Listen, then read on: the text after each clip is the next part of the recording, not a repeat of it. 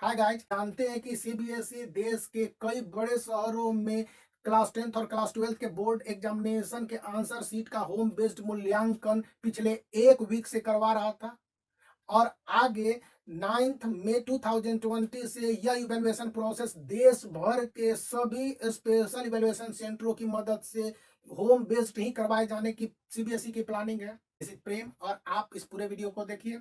Central board of secondary education इस बात के लिए कंफर्म हो चुका है कि मई के महीने तक जितने भी क्लास 10th और क्लास 12th 2020 के बोर्ड एग्जामिनेशन के आंसर शीट का होम बेस्ड इवैल्यूएशन करवा सकता है, करवाएगा। इसके लिए किसी भी इवैल्यूएशन सेंटर के 10 किलोमीटर के निकट आने वाले एरिया में रहने वाले इवैल्यूएटरों को इवैल्यूएशन सेंटर की मदद से उस टीचर के सब्जेक्ट के आंसर शीट को भेजा जाएगा और टीचर मार्किंग स्कीम के हिसाब से इवैल्यूएशन करेंगे। मैं पहले भी बता चुका हूं कि जब होम बेस्ड इवैल्यूएशन होगा तो यह इवैल्यूएशन पूरी तरह से लेनियंट होगा, जैसा कि आईसीएसई क्लास 10th और आईएससी क्लास 12th के मसले पर हुआ है और हो भी रहा है। तो यहाँ पर central board of secondary education class 10th और क्लास 12th के स्टूडेंट को लेनियंट चेकिंग का फायदा मिलेगा। यह फायदा इस तरह से मिलेगा कि बहुत सारे क्वेश्चनों के आंसर को लेकर स्टूडेंट जिस तरह से अपने आंसर को आप प्रेजेंट करते हैं उनमें और मार्किंग स्कीम में काफी डिफरेंस होती है। तो जब सेंट्रलाइज्ड इवैल्यूएशन होता है तो इवैल्यूएटर दूसरे इवैल्यूएटर या सब्जेक्ट सुपरिटेंडेंट से बातचीत करके अपने डाउट को क्लियर करते हैं, लेकिन होम बेस्ड इवैल्यूएशन में यह सुविधा नगण्य होगी।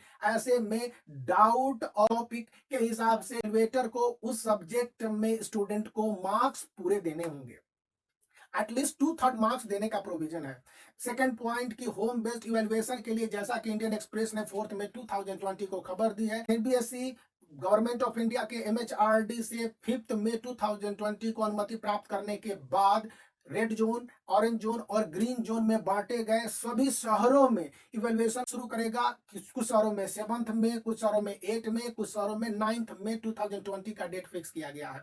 ये इवैल्यूएशन कुछ इस तरह से होंगे कि इवैल्यूएटरों को मार्किंग स्कीम के साथ साथ प्रॉपर गाइडलाइंस के एक स्क्रिप्ट दे दिए जाएंगे और इवैल्यूएटरों से यह आशा की जाएगी कि वे किसी तरह की कोई गलती नहीं करें। इसलिए डाउटफुल और अनएक्सपीरियंस्ड इवैल्यूएटरों को सीबीएसई ने अपने इवैल्यूएशन प्रोसेस से पूरी तरह से मुक्त कर दिया है। थर्ड पॉइंट की central board of secondary education ने आंसर शीट पर किए गए हर तरह के क्वेश्चन के हिसाब से इवैल्यूएशन प्रोसेस को करने की बात कही है। मतलब कि आपने आंसर लिखे हैं और आंसर को टू द पॉइंट लिखे हैं या आउट ऑफ कंटेक्स्ट लिखे हैं, उन दोनों ही स्थितियों में इवैल्यूएटरों को यह बताना होगा कि स्टूडेंट के मार्क्स अगर कटे हैं तो क्यों मार्क्स कटे हैं। किसी स्टूडेंट को 0 मार्क्स आते हैं तो उस पर इवैल्यूएटरों की जिम्मेदारी बढ़ाते हुए यह कहा गया कि आप स्पेसिफाई कीजिए कि इवैल्यूएटर क्यों नहीं स्टूडेंट को पर्टिकुलर जगह पर नंबर देते हैं। सीबीएसई क्लास 10th हो या क्लास 12th 2020 के बोर्ड एग्जामिनी के आंसर शीट के इवैल्यूएशन करने के बाद प्रत्येक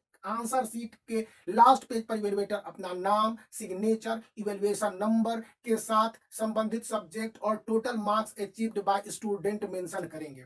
यदि वे ऐसा नहीं करते हैं तो उनके साथ दंडात्मक कार्रवाई किए जाने की बात कही गई है। मतलब कि central board of secondary education जहां स्टूडेंट के मामले में लेनियंट है, वहीं इवैल्यूएटरों के मामले में काफी स्ट्रिक्ट हो गया दिखाई दे रहा है।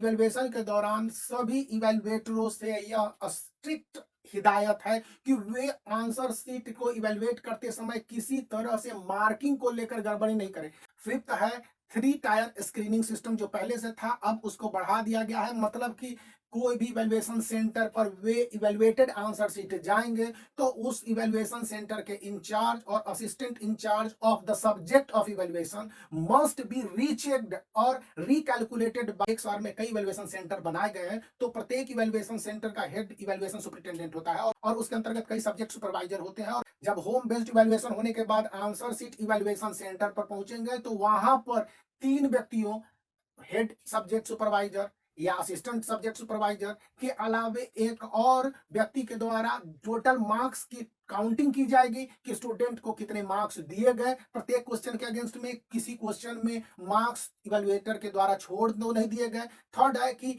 हेड सब्जेक्ट इवैल्यूएटर या assistant subject evaluator answer sheet के इवैल्यूएशन करने के साथ यह देखेंगे कि इवैल्यूएशन का स्टैंडर्ड बेहतर रहा कि नहीं रहा। Make the black thumb blue and subscribe the channel for such more updates.